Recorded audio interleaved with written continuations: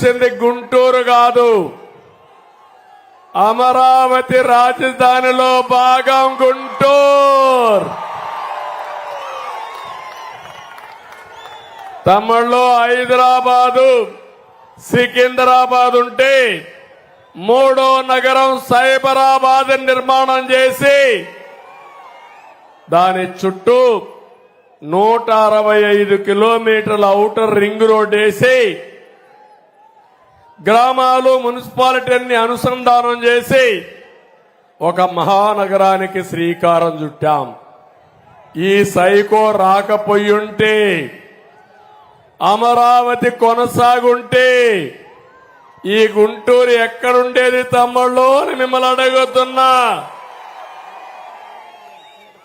నేనెప్పుడు కూడా నేను క్రియేట్ చేసిన రికార్డులు నేనే బద్దలు కొట్టాలనే నా సంకల్పం. హైదరాబాద్ లో 163 కిలోమీటర్లు అయితే అమరావతి ఔటర్ రింగ్ రోడ్డు 185 కిలోమీటర్లు. గుంటూరు అవతల వచ్చేది, అటు చిలకలూరుపేటకు వెళ్లేది,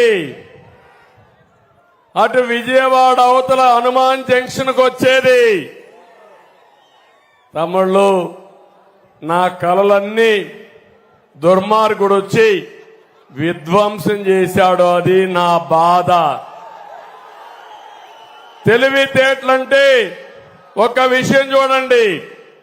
నా తెలివితేటలు ఒక నమ్మకం మీద ఒక పిలిపిచ్చాను.